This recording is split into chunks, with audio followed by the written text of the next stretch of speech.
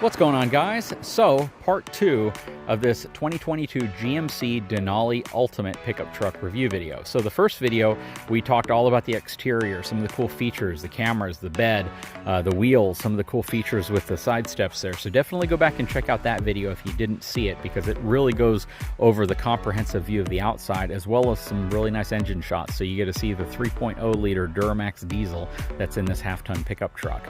In this video, we're going to focus on the interior and some of the technology inside of this truck, because it's loaded with technology. There's so much cool stuff about this truck. And if you missed the towing numbers, the payload numbers, cargo capacity, all that stuff, I went over it at the end of the first video. So when you get an opportunity to look at that video, definitely check it out if you want to see what this truck is capable of from a towing perspective. Anyways, guys, we're going to hop inside of this truck and see what it's all about. Hang tight. I'll be right back.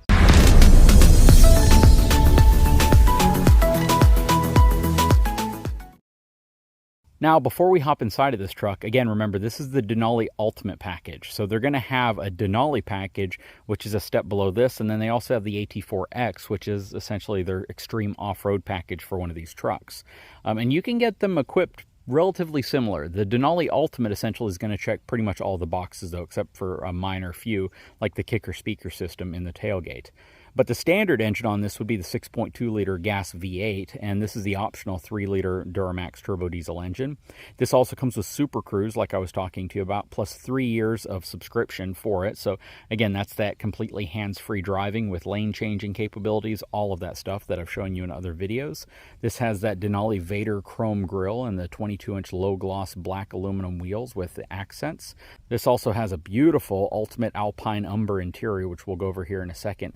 And if you factor in all of the displays inside, get this, there's over 40 inches worth of diagonal displays combined to give you just a really immersive experience when you're sitting in there. But you may have seen some of that when I reviewed the GMC Yukon Denali, which also had a very similar interior. Anyways, let's hop inside of this absolutely gorgeous truck and take a closer look at what the interior is all about.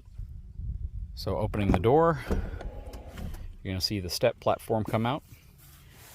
Absolutely beautiful leather and wood interior. Check that out. Power windows, power door locks, mirror control, memory seat functions up here. The Ultimate badging, beautifully placed inside of this truck. Nice Bose speakers. Nice aluminum grills on top of it as well. This gives it a very nice high-end look. Plus, this is that topographical map kind of inlay that they were telling you about. It's all throughout the truck, so you get it on the seat backs of the front seat as well as the back seat as well. Here are all of your power seat controls. A lot of really crazy features that are built into these seats, but we'll go over that here in a little bit. Here are your four-wheel drive controls, parking brake, as well as all your lighting controls for both your dash as well as your headlights and everything else, including your high center mount light in the back. Heads-up display feature, which broadcasts your speed and other information on the glass when you're driving at night or even during the day. Absolutely gorgeous, though. And they certainly let you know when you step inside that you're going to be in a Ultimate Denali. Okay, now that I'm in the truck, I'm going to hit this very differently shaped engine start-stop button to start up the truck. Might get a interesting display over here. Again, this is all screens. So this is a screen right here. This is a screen right here. And what I learned is that you can actually shift through different screen modes up here if you want a different style of display. So if you want it more of like a classical style, or if you want it more progressive style, you have the ability to switch through the different displays up here, which is really nice because it changes things up. And even if you simply want to switch through displays just for the purpose of kind of keeping the truck fresh, keeping it a little bit different, keeping it a little bit more personalized, you have that ability to do that, which is really nice. Over here, you can see this enormous display right here. And this display gives you pretty much all the information from navigation settings, trailering settings, which is pretty cool. So if you have a trailer connected, you can add the trailer, you can set up your cameras, all of this. And you just have a ton of camera views on here, so you have the ability to really see everything going on around your truck. What I really love is how high resolution this screen is now. Folks over at Nissan need to pay attention to that because theirs is ancient compared to this. I mean, it's just incredibly well detailed. You see such really great camera views all around the vehicle, and you can shift to front and back on each one of these. There's like 15 different camera views, and they all change when you turn the steering wheel or you maneuver. This is down the side. This is that hitch ball camera looking straight down. And then you have your high center mount camera looking into the bed. And then this is where you would set up your trailer and camera. So if you have a trailer behind you, you could set it up for that invisible trailer where it will just show you the back of your truck like there's no trailer there, which is really cool. It lets you see straight off the back. But you do need to have the cameras installed on your trailer for that feature to work. Very cool. And they've done such a fantastic job with providing you with views that are practical and actually work for people. So that's really nice. Something I really like about it as well is the navigation system. It uses Google Maps, and you search for where you want to go just like you would do it on your smartphone. So it's not just having to dial in address numbers, and those of you with navigation systems in your vehicle know exactly what I'm talking about, where you're trying to use it to actually navigate somewhere, and the process is really clunky because you have to start pressing in the address of where you want to go, and it will try to find the street, and it'll try to find where you want to go to pop up so you can select it. But on this system, you just start putting in the address just like you would on your smartphone. It'll pull it up and you can navigate straight to it. I love how this system works. Now, I've told you guys that this vehicle has Super Cruise, and that's what this whole sensor up here is for. So once you set your Super Cruise distance and you turn it on, this will switch from blue, green, or red. And if it's on red, it means it's not going to function at that point because you aren't set up properly for it to work well. There's some variable going on that's not allowing you to work. When it's set for green, you're ready to go, and then when you turn it on, it changes to blue. I may have some of that in the wrong order, but basically it gives you visual guidelines so you know what's happening with the system. And there's a lot of really cool tech here that we'll go over whenever we start driving the vehicle. So you have your paddle shifter right here if you want to utilize that. All the safety features you could be looking for, blind spot detection, lane change, lane assist, all of those different things that I think are pretty much standard on your higher end trim vehicles nowadays. Your AC controls are down here, and they're all buttons, which I absolutely love.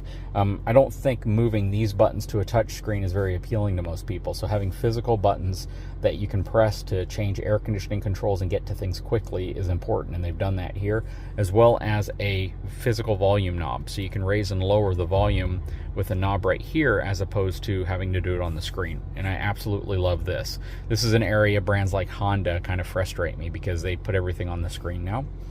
I like that all of the piano keys down here are used. There's no empty spots. One button that is kind of confusing to me, and I'm not sure where I would use this, so at least I don't feel like I'm in a situation where I've had to do this, but where I press down the all window down button. So this will basically roll all your windows down at the same time. I don't think it's a button that's a waste. I think there's probably some people who use that, but there's very few times when I'm in my truck where I feel like all the windows have to go down at the same time together. You know, if it's hot in the truck, because it gets really hot down here, I'll roll them down manually, but again, I don't think there's a situation where I've done that. Meanwhile, I could see this possibly accidentally getting pressed if you're rolling into a car wash, or if you're rolling into an area where you don't want all the windows to come down, where you have a cup right here, and maybe the bottom of the cup while you're trying to search for the hole here presses that. You have your downhill assist right here, traction control off button. You can drop your tailgate from here. You can turn on or off the auto start stop feature. So basically this is when you come to a red light where the engine shuts off. Your parking sensors. The reason why you want to be able to turn those off quickly is if you're backing up to a trailer and you need to turn them off because they're going off because you're backing up to a trailer. And then your lane keeping feature right here to let you know if you're veering out of your lane. The shifter on this, I learned how to use it because of the Yukon that I had, but it's very interesting. Basically, push the brake pedal, and if you want to shift out of park, you have to press the button on the side. Pull it down to go to drive. Pull it down again to go to low gear or low range. And then you can push it all the way up to go to reverse. It's all one quick step, and of course once you do that, your reverse camera is going to come on, and then you can just simply press park to put the vehicle back into park. You have your trailer brake controller right here. I think this is actually a brilliant location for it. I've mentioned multiple times in videos that I don't really care for systems that are on the other side of the steering wheel or systems that have this too far away from you, because if you are in a situation where you need to actuate your trailer brakes, manually that is, you want it to be in a convenient location that you can just sit back without having to reach your arm up and grab something. This just makes it a little bit easier, more convenient to utilize your trailer brakes when that situation occurs. Nice large pocket right up here, 2 cup holders. They don't look like they're large enough to hold some of the largest cups that are out there. That's one area that I like how Ford kind of created theirs, so you can make them slightly larger if you want, but they're certainly functional, I'm sure. You have this little pocket right here and removable rubber flap so you can clean it out. That's probably going to be for pocket change, maybe a pen, something like that. And then you have a USB and a USB-C connection right there. Center console, you can see that it is really, really nice. They put that same kind of Denali trim right here. Beautiful, beautiful layout. This just looks really, really nice. This is where you can set your phone if you want as well. Then you lift this up and you have your center console storage. You have the TPMS sensors in here for some reason. You have a nice little pocket console that removes. And then you have a very, very large basin down here. This looks like it can hold file folders as well on the edge, which is nice. You have a USB port and USB-C right down here. And there's your spot for wireless phone charging. So that's something that I'm always looking for, where they put it on different vehicles. So they put it kind of in an interesting location that tucks under part of your center console. So basically it slides into this gap right here. I almost thought that this would be it, and then I almost thought that this would be it. I would prefer that this is where it go. I think that makes the most sense. And then looking over, you can see that absolutely beautiful embroidery and stitching of the seat. This is just as gorgeous and memorable as I remember it to be when I was in Detroit, you know, featuring this for the first time. Here's one of your glove boxes. I do feel they probably could have dampened that a little bit more. Basically make it so it just goes up slowly. But it's kind of different because I don't really see these glove boxes typically go up like that. Usually it's just a simple flat, but this one really goes up and gets out of the way. Then you have your second glove box down here. Everything feels really, really well made. The fit and finish of this vehicle is absolutely amazing. Looking up here, you have your camera rear view mirror. You can just flip it down to turn it on and off. Here's all of your controls for your sunroof. It does not have a panoramic sunroof. I'm kind of surprised. I figured that they probably would have introduced a panoramic sunroof. I'm personally not a big fan of sunroofs myself, so it doesn't really matter to me, but to see a standard sunroof is a little bit interesting to me. This does have a suede headliner, so you definitely have that really nice high quality feel of your headliner up here. One of those things I truly don't understand. I mean, I know some people probably are really oohed and awed by suede, but for me, I don't really see much of a purpose in using it for a headliner. But how do you feel when you get into a truck or a vehicle and it has a suede headliner? Does it make you feel good? Please let me know. So that's pretty much it for up here. And again, a lot of features baked into this truck. Just have a ton of areas that you can set things up and customize it for your specific type of layout that you want. Beautiful navigation screen. Very cool. Anyways, let's go ahead and move to the back seat of this truck and show you what it's all about. Okay, now we're stepping into the back. We have our child seat back here, which will kind of give you guys kind of an impression of what it looks like to have a child seat in the back. But again, you have that beautiful stitching going across the door, as well as beautiful woodwork. You have a cup holder and a pocket right here. Inside the back, the area here is almost completely flat, so you can easily store things back here.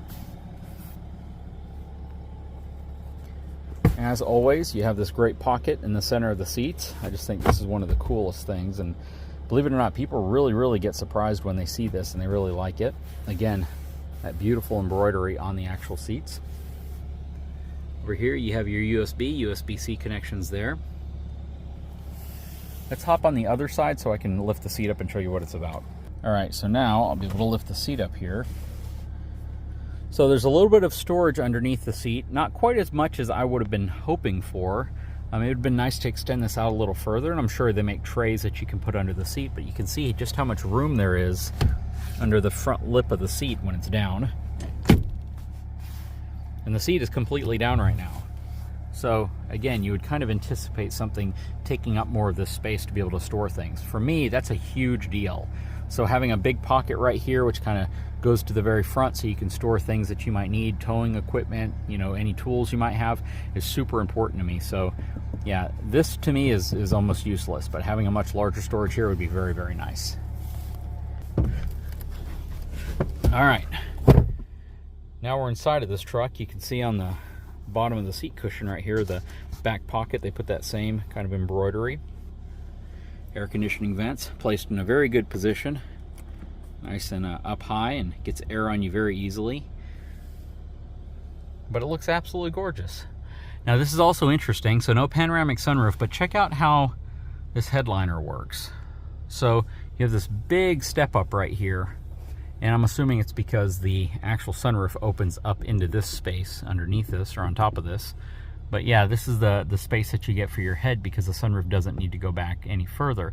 And this might have been one of the reasons why they didn't put a panoramic sunroof in here, is because it would have taken away some of your ceiling height in here. But now you just get a lot of it back, and you can really tell because that's about 3 inches. So had there been a panoramic sunroof in here, you may have not had this space. Even though you would have had the glass pane, but the sunroof actually still opens up, so you need room for it. But yeah, this is really nice. I love that they've gone to the taller headrests. In the past, they used to have this really short, narrow headrest that didn't make much sense to me, but this is really nice. What do you guys think? I would love to get your opinion on the interior and exterior of this 2022 GMC Denali Ultimate pickup truck. Again, with the 3-liter Duramax diesel engine. I think the layout up front looks just beautiful. It stands out. It really makes it look like we're in a luxury sedan. I mean, especially at this angle. You know, this looks like you're inside of a, I don't even know what you could compare this to. Maybe a Cadillac per se, or even a Mercedes or BMW. I mean, you just really have that real wide, kind of a low appeal to it. It's just such a beautiful interior. They've done such a great job with it. I would love to know how you would feel about having, you know, a GMC Denali 2500, 3500 dually, you know, that has this interior. Because to me, it's just absolutely inviting, very, very modern, while at the same time it looks very rich and supple. It just absolutely looks beautiful.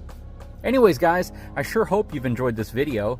Next video we do on this truck is going to be driving impressions. So, you know, I definitely want to showcase to you the Super Cruise feature on actual public roads. I mean, it's one thing to do it on a GM test track where, you know, there's no real chance of doing anything dramatic or dangerous. It's another thing to use this system on public highways where you don't have people driving around you that know that this truck is equipped with this system, so they don't know what its capabilities are. And you know, I'd love to be able to demonstrate this to you guys as well as myself, to be honest with you. But while I have you, let's go over the actual Maroni sticker for this. So again, 2022 GMC Denali. This has an MSRP of $78,700. So this is or actually $79,340 when you take in destination charge into account. So this is not a low-cost truck. But if you look at what this thing's equipped with, you can see that it doesn't have a heck of a lot of options added to it because the Ultimate package pretty much checks, like I said, almost every box. There are a few optional features you can add to the vehicle. Right here, these are your options. And you can see that by going with the Duramax, it actually saved $1,500. That's kind of crazy. So you see negative $1,500. Then it has a titanium rush metallic paint finish, which was roughly $500. And again, this did not come equipped with the kicker sound system in the back. If you would have added all that stuff to the truck would have broached right a little north of $80,000. But I would love to know what you guys think about it. Please leave a comment below. Let me know if this is a truck that, if you were in the market for this type of truck, you know, is this something that you'd definitely consider looking at? Anyways, guys, I sure hope you've enjoyed this video. If you haven't had a chance, please take a moment, subscribe to my channel, give me a thumbs up, and we'll talk to you again very soon.